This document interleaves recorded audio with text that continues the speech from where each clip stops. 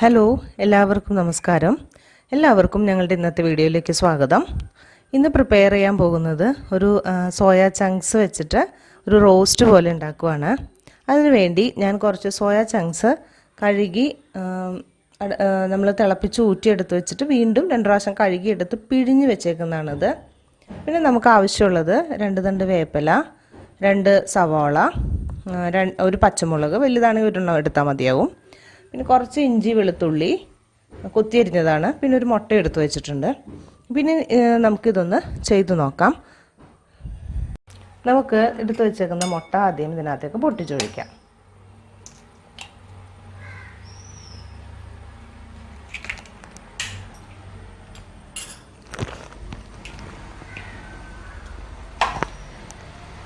അതിലേക്ക് നമുക്ക് കുറച്ച് കുരുമുളക് പൊടി, മുളക് പൊടി, മഞ്ഞൾപ്പൊടി ആഡ് ചെയ്ത് കൊടുക്കാം. ഒരു ശകലം മതിയാവും മഞ്ഞൾപ്പൊടി.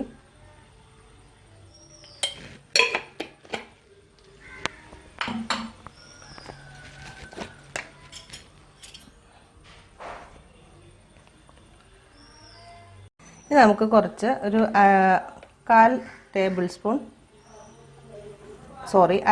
സ്പൂൺ മഞ്ഞൾപ്പൊടി മുളക് പൊടി ചേർക്കാം. ഇനി അതുപോലെ തന്നെ നമുക്കൊരു ശകലം കുരുമുളക് പൊടിയും കൂടി ചേർക്കാം. ഇനി നമ്മളെടുത്ത് വെച്ചിരിക്കുന്ന അരിപ്പൊടി, 1 സ്പൂൺ അരിപ്പൊടി ആഡ് ചെയ്ത് കൊടുക്കാം. ഇതിലേക്ക് നമുക്ക് ആവശ്യമുള്ള ഉപ്പും കൂടെ ആഡ് ചെയ്ത് കൊടുക്കാം. ഇനി നമ്മളിത് ഒന്ന് മിക്സ് ചെയ്ത് വെക്കണം കുറച്ച് നേരം. ഒരു 5-10 മിനിറ്റ് വെച്ചാൽ മതിയാകും. അതിനുശേഷം നമ്മളിതൊന്ന് വറുത്തെടുക്കണം.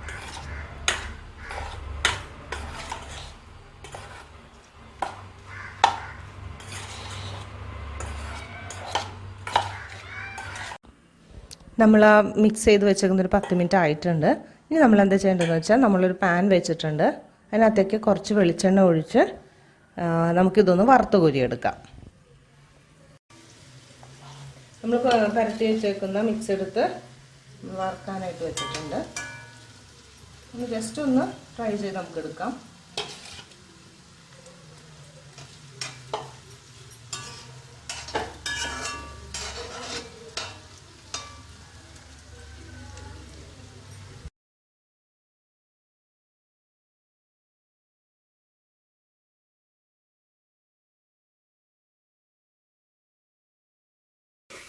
അങ്ങനെ നമ്മുടെ സോയ ചങ്ക്സ് നമ്മൾ ഫ്രൈ ചെയ്തെടുത്ത് മാറ്റി വെച്ചിട്ടുണ്ട്.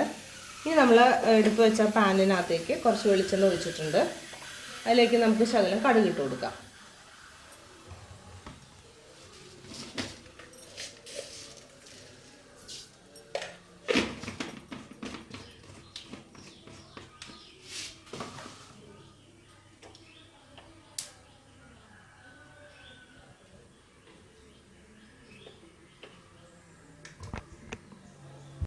നമ്മൾ എടുത്ത് വെച്ചേക്കുന്ന കടുക് പൊട്ടി വരുന്നുണ്ട്. നമുക്കതിലേക്ക് കുറച്ച് വേപ്പിലയാണ് ഇട്ട് കൊടുക്കേണ്ടത്. വേപ്പിലയും ഇട്ട് കൊടുത്തിട്ടുണ്ട്. ഇനി കുറച്ച് പച്ചമുളക് ഇട്ട് കൊടുക്കുക. എടുത്ത് വെച്ചേക്കുന്ന പച്ചമുളക് ഇട്ട് കൊടുക്കാം. അതൊന്ന് വഴന്ന് വരുമ്പോഴത്തേക്കും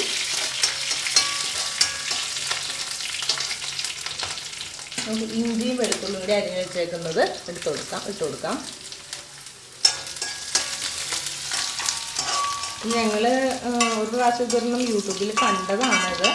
അപ്പോൾ ഒന്ന് ട്രൈ ചെയ്ത് നോക്കാമെന്ന് വിചാരിച്ചു. അപ്പോൾ നിങ്ങളും ഇതൊക്കെ ഒന്ന് ട്രൈ ചെയ്ത് നോക്കണം. ടേസ്റ്റ് ഉണ്ട്. ഇതിപ്പോൾ നമ്മൾ വറുത്ത് വെച്ചേക്കുന്ന അത് വെറുതെ ഒന്ന് ടേസ്റ്റ് ചെയ്തപ്പോൾ അതിന് നല്ല ടേസ്റ്റ് നമുക്ക് തോന്നി. അപ്പം റോസ്റ്റ് ചെയ്ത് നമ്മൾ ചിക്കനൊക്കെ റോസ്റ്റ് ചെയ്തെടുക്കുന്ന പോലെയാണ് ഇത് എടുക്കുന്നത്. ഏകദേശം അതിനും ടേസ്റ്റ് കാണും എന്തായാലും. അപ്പോൾ നോക്കാം. ഇനി നമ്മൾ സവാള ഇട്ട് കൊടുക്കുവാണ്.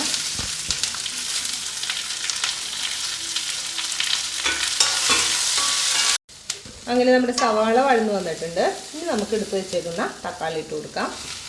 എന്നാൽ 2 തക്കാളിയാണ് എടുത്ത് വെച്ചത്. നേരത്തെ പറയാൻ ഞാൻ വിട്ടുപോയി.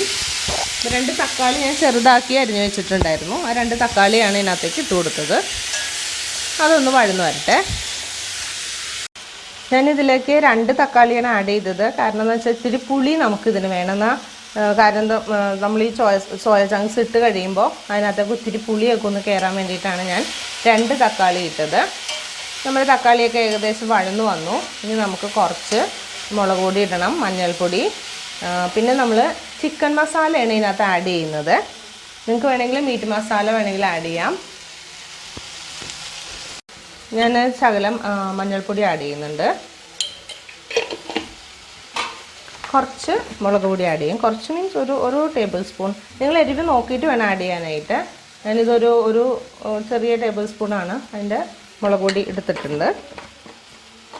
ഇനി ആഡ് ചെയ്യാൻ പോകുന്നത് കുറച്ച് ചിക്കൻ മസാലയാണ്. അതൊരു 1-2 ടേബിൾ സ്പൂൺ നിങ്ങൾക്ക് ആഡ് ചെയ്യാം. നമുക്കൊന്ന് മിക്സ് ചെയ്ത് കൊടുക്കാം. ഒന്ന് ആ മണം, മസാലയുടെ ഒക്കെ ഒരു മണം വേണമെങ്കിൽ ഇതിനകത്തേക്ക് നിങ്ങൾക്ക് ഗരം മസാലയും കൂടി ആഡ് ചെയ്യണത് നല്ലതായിരിക്കും. ഒന്നില്ലെങ്കിൽ പട്ട, ഗ്രാമ്പൂ ഇതെല്ലാം പൊടിച്ചിട്ട് നിങ്ങൾക്ക് ആഡ് ചെയ്യാം. അല്ലെങ്കിൽ നമ്മുടെ ഇൻസ്റ്റൻറ്റ് മേടിക്കാൻ കിട്ടുന്ന ഗരം മസാല ആഡ് ചെയ്താലും മതി. ഞാനിതിലേക്ക് ശകലം ഗരം മസാലയും കൂടി ആഡ് ചെയ്യുന്നുണ്ട്. ഒരു ഫ്ലേവർ വേണമല്ലോ നമുക്ക്. അതും കൂടി ഒന്ന് മിക്സായിട്ട് വരട്ടെ. ഗരം മസാലയും കൂടി ആഡ് ചെയ്തിട്ട് നമ്മളിതൊന്ന് മിക്സ് ചെയ്തിട്ട് ഏകദേശം നമ്മുടെ മസാലയും സവാളയും ഇതെല്ലാം കൂടി ഒന്ന് വഴന്നു വന്നിട്ടുണ്ട്. ഇനി നമുക്ക് നമ്മൾ ഫ്രൈ ചെയ്ത് വെച്ചേക്കുന്ന സോയ ചങ്ക്സ് ഒന്ന് ഇട്ട് കൊടുക്കാം. നന്നായിട്ടൊന്ന് മിക്സ് ചെയ്യാം. ഈ കറി വേണമെങ്കിൽ നിങ്ങൾക്ക് പുട്ടിൻ്റെയോ ചപ്പാത്തിയുടെയോ വേണമെങ്കിൽ ഗ്രേവി ആക്കണമെങ്കിൽ നിങ്ങൾക്ക് ഗ്രേവി ആക്കാം. ഞാനിതിപ്പോൾ ഗ്രേവി ആക്കിയിട്ടില്ല, ഒരു റോസ്റ്റ് പോലെയാണ് എടുത്തേക്കുന്നത്. ചപ്പാത്തിയുടെ ഒപ്പം പുട്ട് ഇഷ്ടമുള്ള ഏത് ഫുഡിൻ്റെ ഒപ്പം നമുക്ക് കഴിക്കാം. ഇനി ലാസ്റ്റ് നമുക്ക് കുറച്ച് മല്ലിയിലയും കൂടി ആഡ് ചെയ്ത് കൊടുക്കാം. പിള്ളേർക്കൊക്കെ ഇഷ്ടമാകും. ഇപ്പോൾ എല്ലാവരും സോയ ചങ്ക്സ് ഇപ്പോൾ എല്ലാവരും യൂസ് ചെയ്യുന്നുണ്ട്. പണ്ടെന്ന് വെച്ചാൽ കുറച്ച് ആളുകളൊക്കെ ഇത് യൂസ് ചെയ്യുന്നുണ്ടായുള്ളൂ. അതായത് മീറ്റ് കഴിക്കാത്ത ആൾക്കാരായിരുന്നു പണ്ട് സോയ ചങ്ക്സ് യൂസ് ചെയ്തുകൊണ്ടിരുന്നത്. ഇപ്പോൾ പക്ഷേ കോമൺ എല്ലാവരും അത് യൂസ് ചെയ്തു തുടങ്ങി. അപ്പോൾ ഞാൻ കുറച്ച് മല്ലിയില, എൻ്റെ കയ്യിലിരുന്ന 2 തണ്ട് മല്ലിയില ഞാൻ ആഡ് ചെയ്തിട്ടുണ്ട്.